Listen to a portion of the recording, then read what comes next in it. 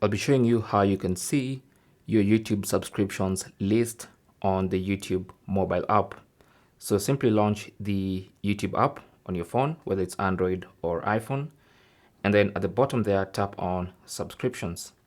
So what you'll see here is content from your subscriptions.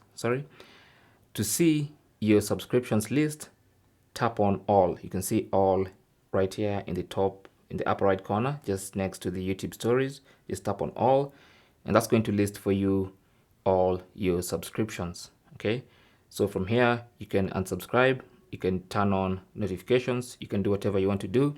You can even change the listing from most relevant to new activity, which will basically list your subscriptions according to the one who's posted most recently. And then also you can choose A to Z, which will basically arrange your subscriptions in alphabetical order.